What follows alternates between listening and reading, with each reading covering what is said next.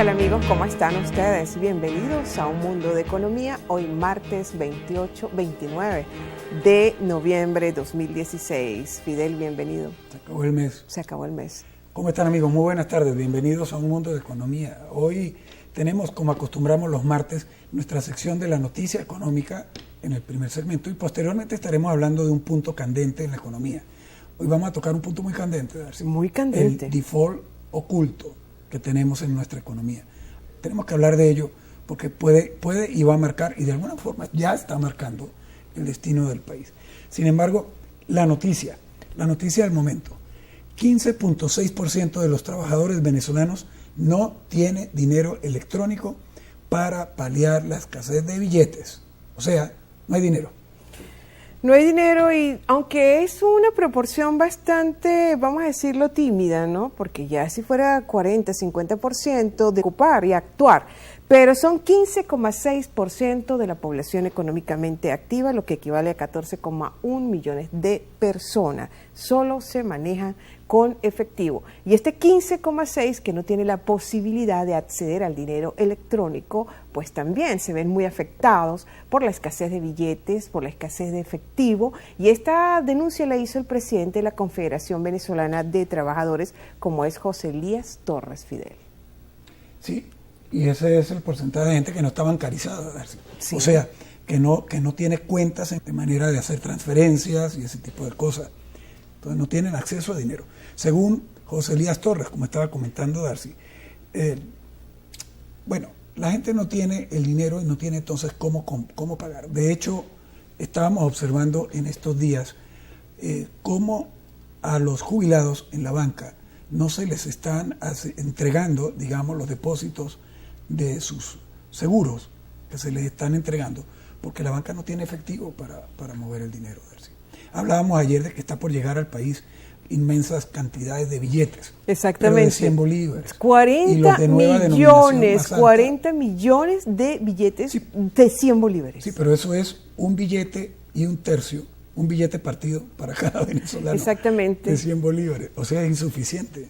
Es que mira, realmente, y esto es producto de políticas totalmente distorsionadas y con toda lógica de la irresponsabilidad por parte administrativa del instituto emisor, como es el Banco Central de Venezuela, por no actualizar el cono monetario. Información precisa que tengo a manos, tenemos aquí Fidel, es que también el directivo, como es José Elías Torres de la Confederación de Trabajadores de Venezuela, explicó que el 90% de los trabajadores del sector formal poseen tarjeta electrónica, mientras que los informales el índice es de 47%. Por supuesto que agregó también este directivo del gremio de trabajadores, perjudica esta situación muchísimo a todos los trabajadores por cuenta propia, también los trabajadores que se desempeñan en el sector informal.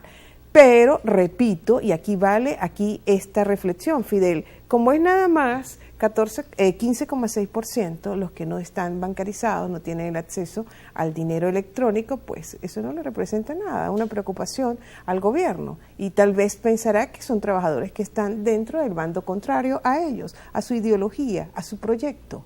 Sí, no le toman importancia. Sin embargo, lo cierto es que hay un llamado a la población para que, digamos, no maltrate al personal de la banca, al personal que físicamente te atiende en el banco, porque ellos no son responsables, los bancos ni el personal de la banca, de no poder atender los requerimientos del usuario, de la población, del consumidor, de tener acceso a dinero en efectivo, y muy particularmente, repetimos, a ese porcentaje de población que no está bancarizada y que no tiene, en consecuencia, tarjeta. Ahora, para quienes tienen acceso a dinero electrónico, pueden, por supuesto, acceder a través de la banca, pueden, por supuesto, también acceder a operaciones a través de las páginas web de los bancos para estas situaciones. Y si requieren efectivo, además de la banca, también pueden acudir a 3 cadenas nacionales de tiendas que están, digamos, autorizadas por el Banco Central de Venezuela para suministrar efectivo a cambio de una operación con la tarjeta. Estas empresas son Ratán, Locatel y Farmatodo en todo el país. Pero solamente estas 3 empresas. Exactamente. Ninguna empresa está autorizada. Y si entra en una operación semejante y es detectada, sería sancionada. Sí, eso es muy importante porque este pronunciamiento por parte de la SUDEBAN, porque mucha gente está aprovechando y haciendo economía dada la escasez de efectivo que hay, de circulante, y entonces ofrecen el efectivo a través de meter la tarjeta de débito, pero cobran el 10%. Así que usted, amigo, amiga, no puede permitirse eso ni contribuir a esa distorsión porque se denuncia inmediatamente a la SUDEBAN.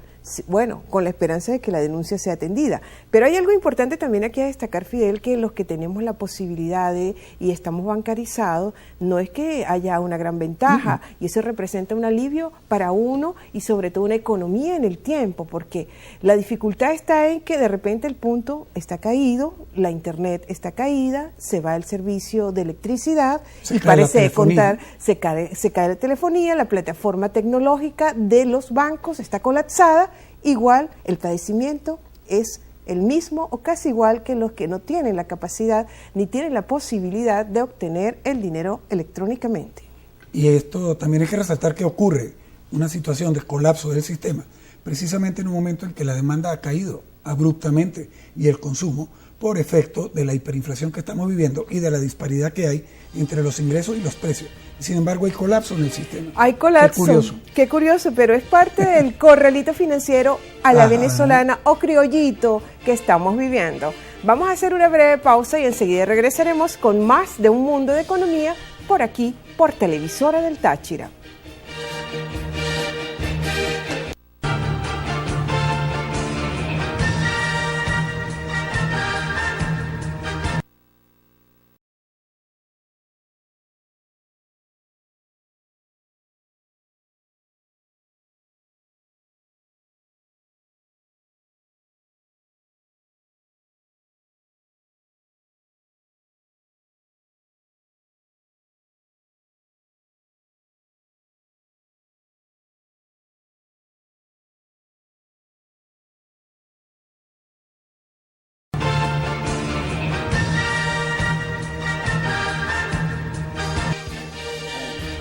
Amigos, están ustedes viendo Un Mundo de Economía. A continuación vamos a nuestro segmento de Un Punto Candente en Economía. Y como les anunciábamos al principio del programa, hoy estaremos hablando sobre el fantasma del default en Venezuela, porque estamos en términos prácticos en la puerta de un default financiero y comercial, como estábamos hablando aquí.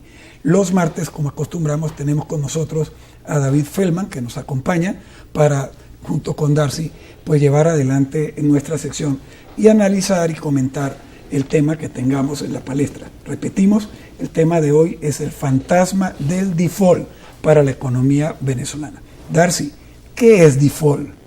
¿En qué consiste eso? Sí, es importante aclararle eso a nuestra audiencia, llevarle este término, porque habrán oído decir muchísimo, Venezuela está a la puerta del default, o dentro de 2 años, se refiere a la cesación de pagos. No hay posibilidad de cumplir pagos en cuanto a lo que se refiere a los compromisos de deuda externa, bien sea en asignación de capital o de ambos. Cesación de pago. O sea, impago. Impago, es situación de impago de deuda externa, así de sencillo.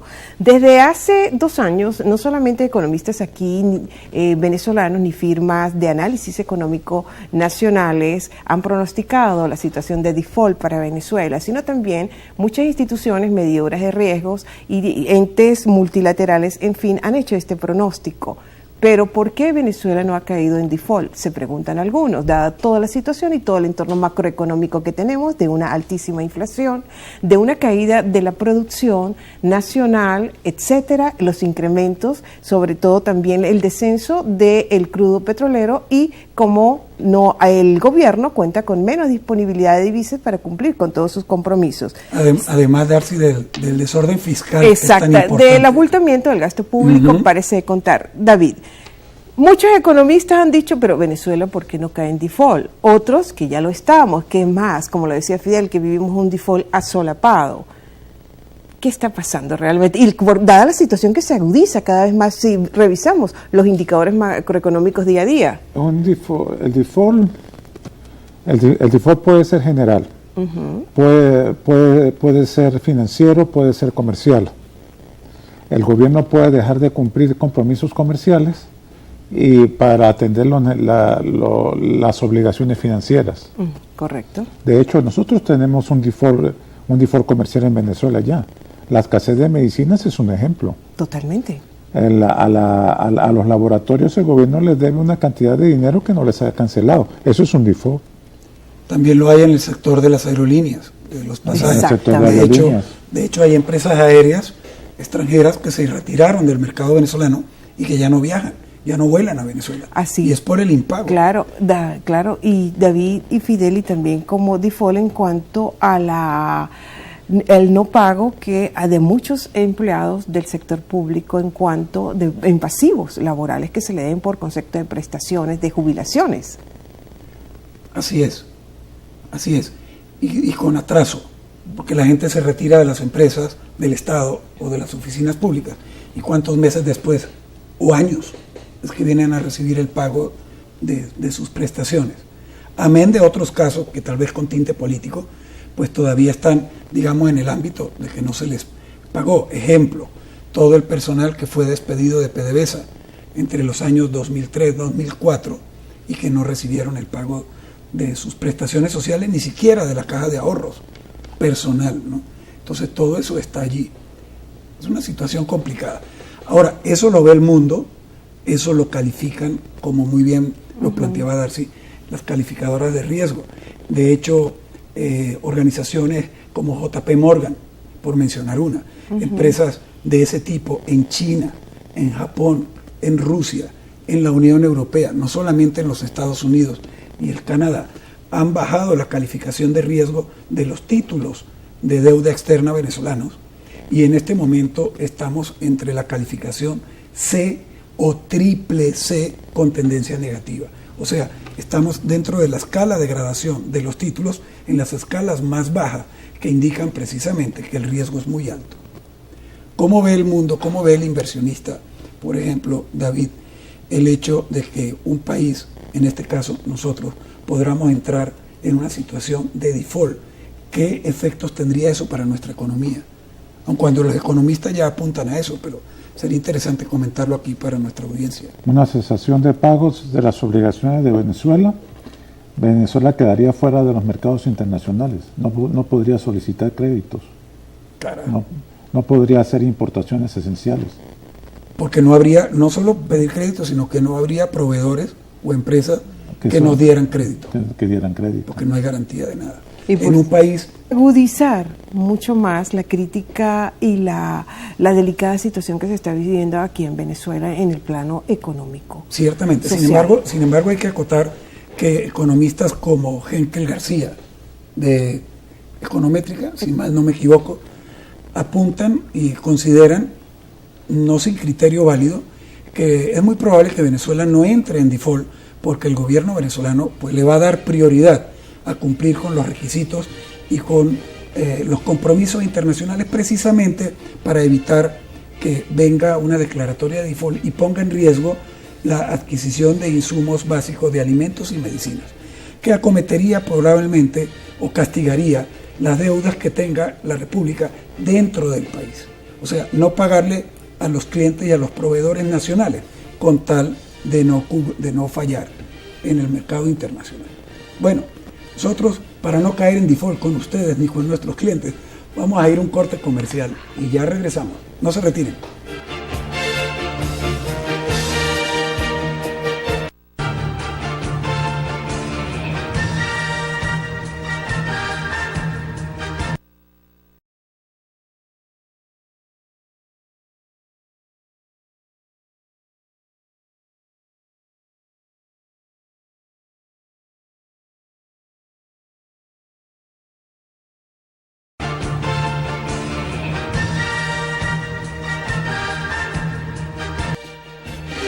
Seguimos con más de Un Mundo de Economía por aquí, por Televisora del Táchira, en la sección Un Punto Candente en la Economía, con nuestro compañero de todos los martes, el doctor David Feldman.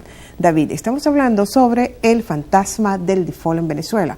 Tú señalabas en el segmento anterior el riesgo tan grande, sobre todo, de cerrar la facilidad y la posibilidad de crédito de financiamiento externo para Venezuela al caer en esta situación. Se dice también, muchos economistas aquí han manifestado que ya PDVSA tiene un default selectivo. Tú hablaste de un default comercial y cada vez el riesgo es mayor para caer en esta situación. Y con el entorno que tenemos, por favor. Yo creo que Venezuela ya está en un default. Está en un default interno, está en un default comercial. Y el hecho de que pueda cumplir con los compromisos externos es dudoso. Sí.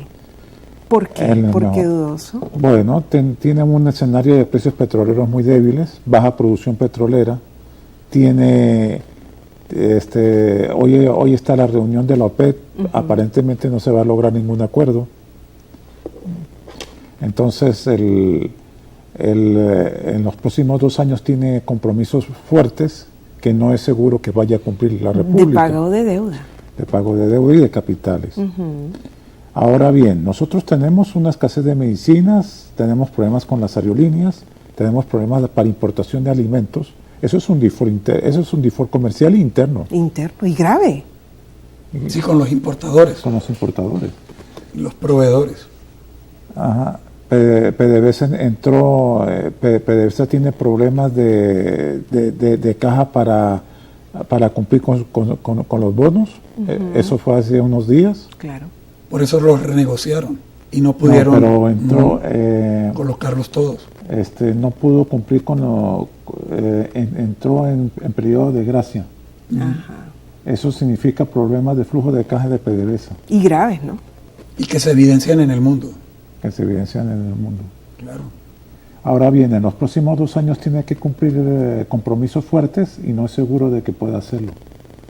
Sí, y amigos, es que los compromisos son muy fuertes porque, como estábamos comentando aquí, hasta este año Venezuela estuvo cumpliendo compromisos internacionales en términos de deuda externa en cuanto al pago de intereses de la deuda fundamentalmente centrada en estos bonos que ha emitido la República y que ha emitido PDVSA a nombre de la República para captar capital, que por supuesto tiene que pagar una remuneración que son los intereses.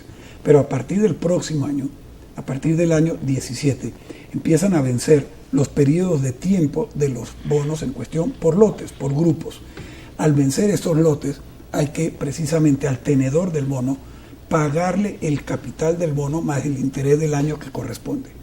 O sea, hay vencimientos de capital y estamos hablando de montos que oscilan para el año 2017 y 2018 de entre 16.000 y 18.000 millones de dólares anuales por concepto de deuda.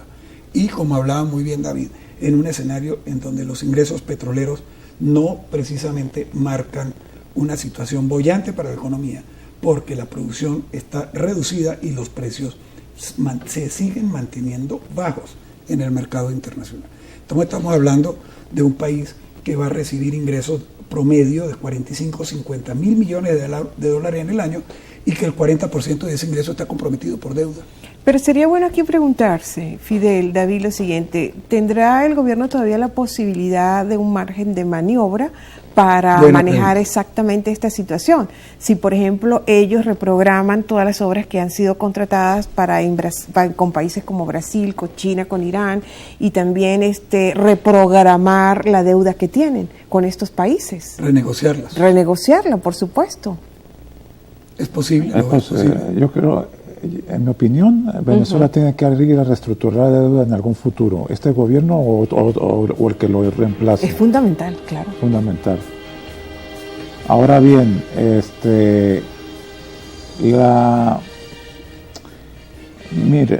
tenemos un problema de default real. Tenemos 2 años con compromisos muy fuertes. Pago de bonos que es difícil que el país pueda afrontar. y las consecuencias terribles para todos nosotros los venezolanos. Entonces, una reestructuración de deuda es inevitable. Ahora bien, tiene que si el gobierno tiene capacidad de maniobra, la tiene si cambia la política económica. Sin duda alguna. Volvemos entonces al escenario de que es requerido voluntad política en la acción económica. Habrá que esperar. Ok, muchísimas gracias, David, como cada martes. Gracias, David. Un placer. Un placer a ustedes. Bien. Bueno, amigos, hemos concluido nuestro programa por el día de hoy. Tenemos que retirarnos. Los invitamos para el jueves y viernes, en donde continuaremos analizando y trayendo para ustedes temas de la economía. Y ya saben, amigos, conducirnos con inteligencia para compartir el protagonismo que tiene la economía. Buenas tardes. Buen provecho.